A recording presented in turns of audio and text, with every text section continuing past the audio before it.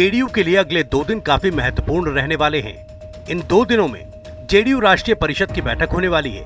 2 दिवसीय बैठक में पहला दिन राष्ट्रीय परिषद की बैठक हुई, वहीं कल खुला अधिवेशन होगा।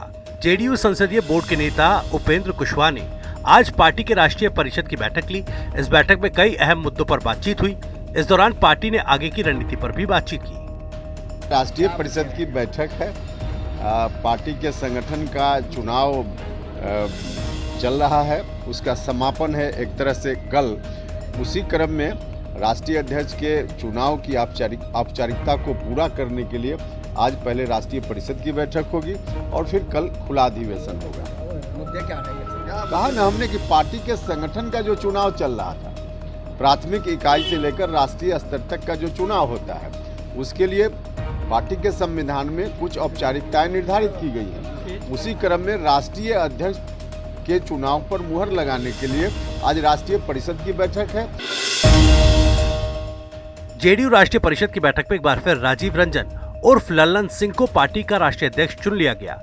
जेडीयू की तरफ से आधिकारिक तौर पर इनके नाम की घोषणा कर दी गई। इस दौरान खुद बिहार के मुख्यमंत्री और पार्टी के सर्वमान्य नेता नीतीश कुमार मौजूद रहे। लल्लन सिंह को राष्ट्रीय अध्यक्ष बनने का सर्टिफिकेट खुद सीएम ने उनको सौंपा। जेडीयू की तरफ से दूसरी बार लल्लन सिंह को पार्टी का राष्ट्रीय अध्यक्ष बनाया गया। लल्लन सिंह निर्विरोध जेडीयू के राष्ट्रीय अध्यक्ष चुने गए।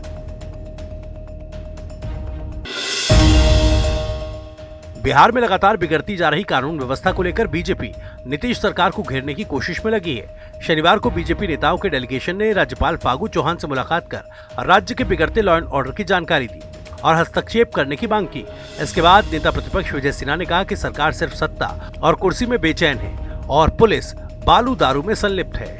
लगभग जिले के अंदर अपराध की जितनी घटनाएं, हत्या, लूट, बलात्कार की घटनाएं घटी है और तमाम घटनाओं से हमने अवगत कराया है।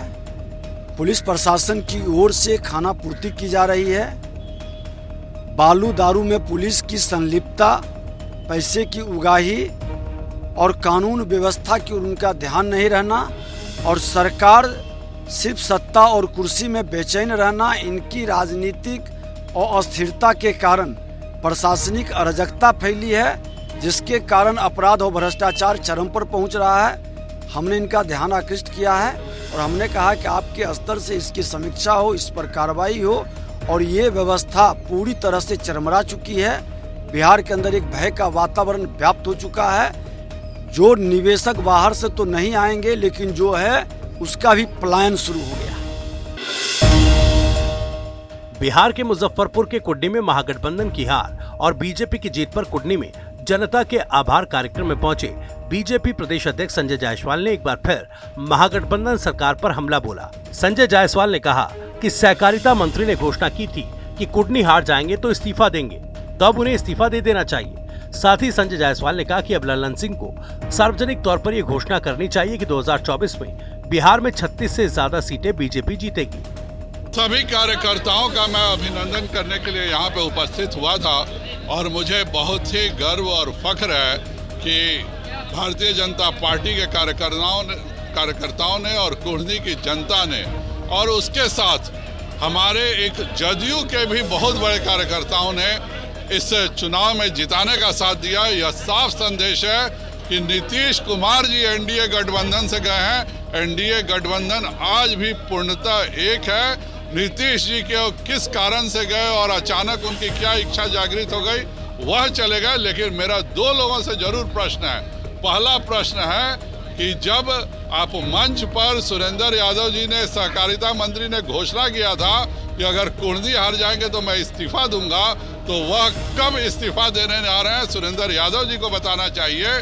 और लल्लन सिंह जी भी क्या अपने बात पे अब टिके हुए ना? उन्होंने कहा था कि कुडनी का ही संदेश 24 का फैसला करेगा, तो अब लल्लन सिंह जी भी इस बात को सार्वजनिक तौर पे घोषणा करें कि कुडनी ने संदेश दे दिया है 24 में बिहार में 36 से ज्यादा सीटें भारतीय जनता पार्टी जीतेगी। बिहार के लाल ईशान किशन की बांग्लादेश में चल रहे एक दिवसीय मैच में तूफानी पारी देखने को मिली। उन्होंने 131 बॉल में 210 रन बनाकर सबसे तेज दोहरा शतक लगाने का विश्व रिकॉर्ड बनाया। इससे पहले रिकॉर्ड क्रिस गेल के नाम था। गेल ने 138 गेंदों में डबल सेंचुरी जड़ी थी।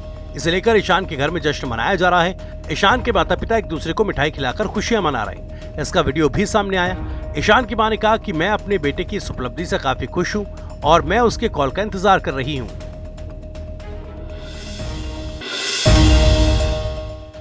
8 दिसंबर को कुडनी उपचुनाव के नतीजे आने से पहले विकासशील इंसान पार्टी यानी वीआईपी के अध्यक्ष मुकेश सहनी के घर देसी घी के लड्डू बन रहे थे। इस बात को लेकर नतीजों से पहले काफी बवाल हुआ कि नतीजों से पहले ही लड्डू क्यों बनवाए जा रहे हैं। नतीजे आने के बाद जब बीजेपी ने कुडनी में बड़ी जीत हासिल कर ली तो एक बार फिर निशाने पर बेचारे लड्डू ही आए, क्योंकि तब ये लोग कहने लगे कि इन लड्डुओं का अब क्या होगा।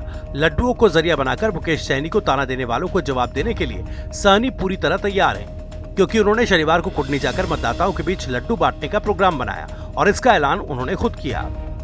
हम जो लड़ाई लड़ रहे हैं उस लड़ाई में निषाद समाज का पूरा भरपूर योगदान है और पुरानी की जनता सभी का योगदान है। मैं ये नहीं कह सकता कि एक जाति का वोट मिला है, हर जाति धर्म का वोट मिला है।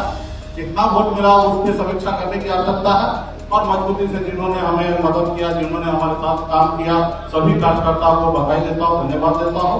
और 10 तारीख को मैं ये जो हमारे पास 10,000 वोट प्राप्त हुआ ये हमारी जीत है और 10 तारीख को मैं पुरानी विधानसभा में मैं जाऊंगा और जहां जहां पूरे विधानसभा में ऐसे नहीं कि जहां हमें वोट मिला वहां जाएंगे, जहां वोट नहीं मिला वहां नहीं जाएंगे, पूरे पुरानी के जनता के बीच में जाएंगे और जश्न मनाएंगे।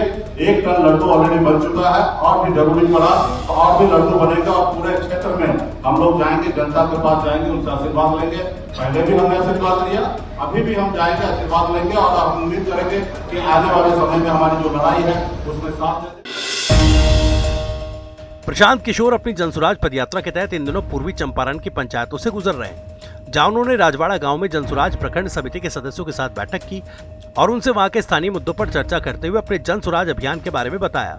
इसके बाद प्रेस वार्ता के दौरान पीके ने फिर नीतीश कुमार को आड़े हाथों लेते हुए कहा कि एक भी पंचायत में बिना सुरक्षा के सीएम नहीं निकल सकते, क्योंकि वो भी जानते हैं कि लोगों में उनके खिलाफ कितना गुस्सा है। डर के मारे पत्रकारों के सामने नहीं आ रहे। भाई मैं तो ओपन चुनौती दे रहा हूं नीतीश कुमार को। मैंने चलते हुए कहा कि आप बिना सरकारी सुरक्षा के किसी एक पंचायत में पैदल चल के दिखा दीजिए। आप तो हैं मुख्यमंत्री, यहाँ के बहुत बड़े नेता हैं, अगर दम है तो किसी पंचायत में बिना सुरक्षा के जरा चल के दिखा दीजिए। तो हम तो यहाँ चल रहे हैं, कोई हम एक हवलदार लेके भी नहीं चलते। आप यहाँ बैठे जरा देख लीजिए, कोई सुरक्षा हो तो आप किसी पंचायत में जिसको भी आप बिहार का बड़ा नेता मानते हैं नीतीश कुमार को बोलिए जरा एक पंचायत में जरा चल के दिखा दीजिए, तो आपको समझ में आ जाएगा कि जनता में क्या असर है, क्या गुस्सा है। बिहार के समस्तीपुर में एक टीचर ने अपनी ही छात्रा से शादी कर ली। सबसे बड़ी बात, दोनों के बीच के उम्र का फर्क है। इन दोनों के बीच कम से कम 30 साल का फर्क बताया जा रहा है। मामला समस्तीपुर के रोसड़ा बाजार के इलाके का बताया जा रहा है, जहां 42 वर्षीय टीचर ने अपनी ही 20 वर्षीय छात्रा के साथ विवाह रच लिया। छात्रा टीचर के पास कोचिंग पढ़ने आती थी। इस दौरान दोनों में प्यार हुआ और फिर शादी कर ली, जिसका वीडियो सोशल मीडिया पर तेजी से वायरल हो रहा है।